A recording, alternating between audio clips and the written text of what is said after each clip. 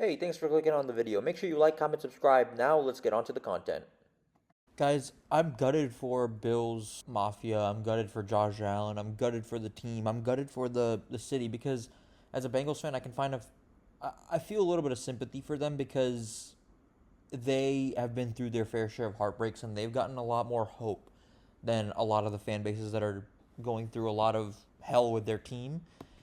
I want to start with that because it's not me hating on the Bills. It's not me trying to crap on Josh Allen because he's one of my favorite players. I love Josh Allen. The Bills fans, I'm starting to lose a little bit of respect for them, but overall, I still feel for them because they are still waiting. They're knocking on the door slowly, man, but it's just not, it's not coming to fruition yet, and who knows if it ever will. But anyway, I want to just get into this because it's not my hate is not directed towards Josh Allen or the Bills team itself. It's directed more so at the media, the coverage that they get, and everything. Because I think this is why I've felt a little bit of type of way about the NFL over the last few years, and it's been a little bit annoying, quite frankly, for me to listen to and for me to kind of listen around and kind of know what the hell the coverage has been. It's just been something that I just find a little bit cringe. That's the best way I can describe it. It's very cringe. It's very just not it's not normal for a team to get this type of coverage, and I'll explain what I mean in a minute. But the Bills, they lost to the Broncos 33-30. Heartbreaking loss, another one. I mean, pretty much all their losses have just been, I mean, with the exception of that 2022 game, the pretty much all their playoff losses have just been, just heartbreak. But I have to say this, man, because I saw some commentary. I don't watch these stupid shows anymore. It's scripted, it's just all fake, and I just don't find any interest and joy in watching them at all. But yesterday, when I was listening to the game, I heard in Tony Romo, who I I don't want to say I don't like him as a broadcaster because he's provided some good analysis, but he's just been with especially with Josh Allen and Pat Mahomes. I mean, Josh Allen in particular, like I think what rubs me the wrong way about this is Josh Allen is still knocking on the door. So it seems like Romo is very desperate for him to finally break through.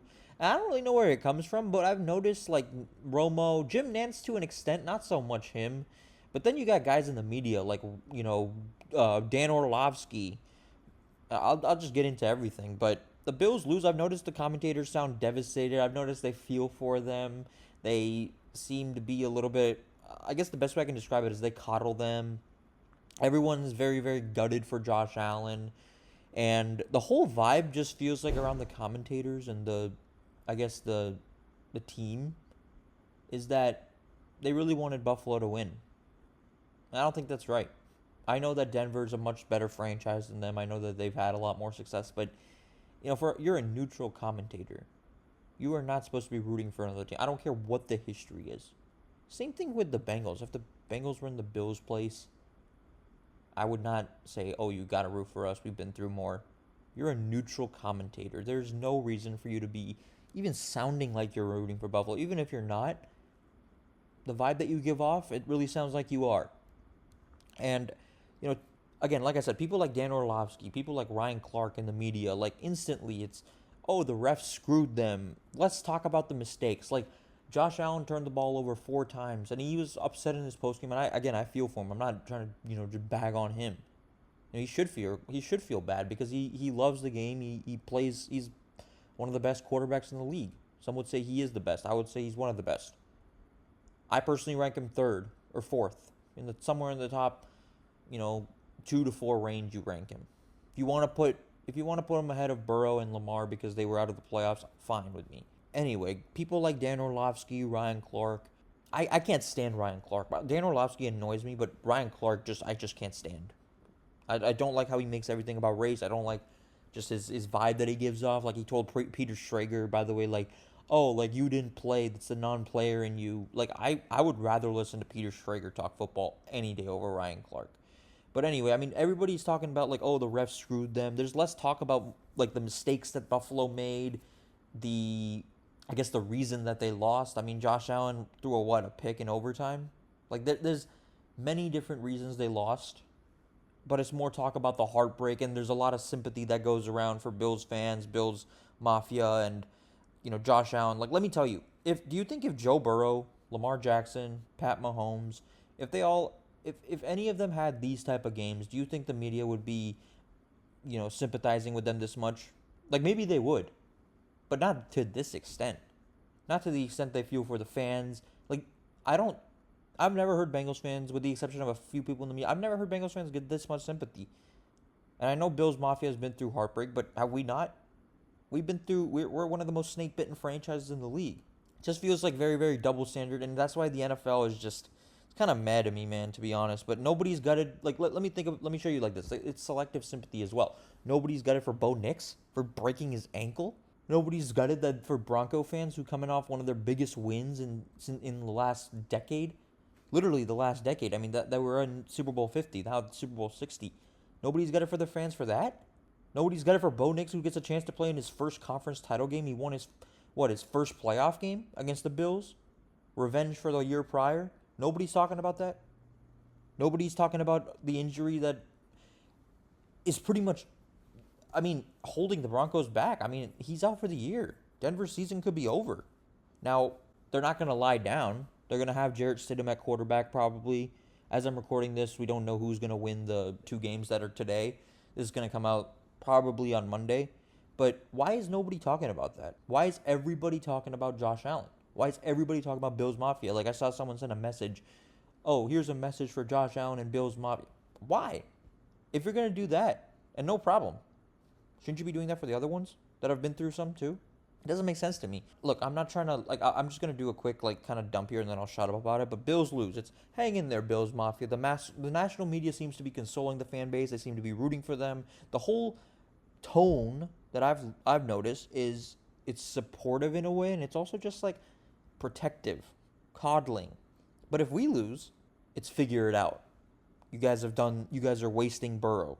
The front office is not drafting well. The team gets questioned. And look, we have some work to do. I'm not denying that. But the fans get ridiculed, they get taunted, they get teased, they get tormented by everybody, and even in the media. I'm not saying they directed solely at Bengals fans, but it doesn't feel like they get the same level of sympathy. There's no comfort for the fans. There's no, hang in there and whatnot. I've never noticed.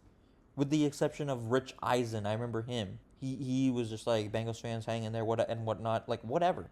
It just doesn't make sense to me, man. If you're going to really, side with the team that much and root for their story to be right, eventually the NFL, maybe they're all about headlines. You guys know that. They're all about headlines. They're all about money.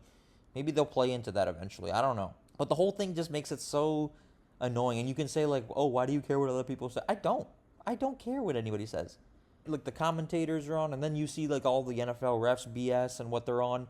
The whole thing just feels very mad to me. And that's why, I love the league. I love, watching football. But the NFL business side, I can't stand. And that's the problem.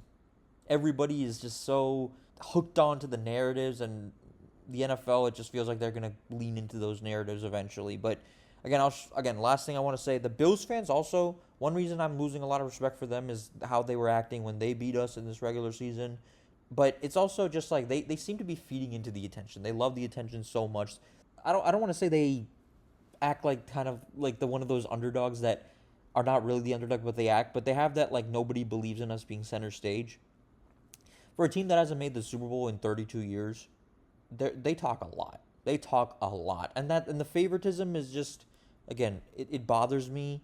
And again, our history is not pretty either. There's some sort of double standard going on, but we don't get any type of sympathy. We don't get any type of resolving message and whatnot. Why? That's my only question. I know I sound like a broken record. I'm just repeating myself, but why? It doesn't make sense to me. But then again, I'm not trying to hate on Bills Mafia. I'm not trying to hate on, the Bills and whatnot. I understand they went to 4 Super Bowls. They lost all 4 in a row. That is gut-wrenching. That is gut-wrenching. But it just feels like there's some sort of favoritism that goes on, especially from Tony Romo and Dan Orlovsky. It just doesn't feel right to me. It just feels weird. And it feels very, very sucking up energy. Anyway, that's all I got to say. I'll shut up about the whole thing. But anyway, as I'm recording this, we still are awaiting the results of the Texans and Patriots, and then the Rams and the Bears. And then we'll know who plays in the conference title game and who has a chance to go to Super Bowl 60. So I'll be watching pretty stress-free. No AFC North rival is going to win it this year. No Chiefs. I guess no Bills, but I really didn't care if they won either. But it should be fun and relaxing playoffs. I mean, you look at the AFC, I wouldn't mind whoever takes it. Starting off with who? The Texans? They're either eliminated or they're moving on as I'm recording this. But CJ Stroud, one of my favorites. Nobody's a bigger CJ Stroud fan than me. Patriots, if they get a 7th ring, they overtake Pittsburgh. I would love to see Steelers fans get a little pissed off at that. And then you look at the Broncos. I feel for their fans. I'm gutted for them. So I would kind of like, I would kind of like all three of them to find a way in. But Bronco fans and the team, I just feel sick for them because, again, you win such a big game in the last decade. For you, the biggest game in the last decade, and you lose your starting quarterback, your young, promising starting quarterback, because Sean Payton's an idiot.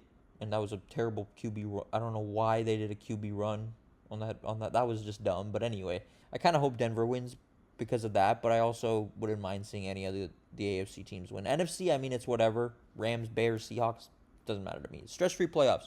You guys have a good one. Hoo-day. And enjoy the playoffs. They've been tremendous so far. Hey, you watched the whole video. Thanks for that. Like, comment, subscribe. See you guys later.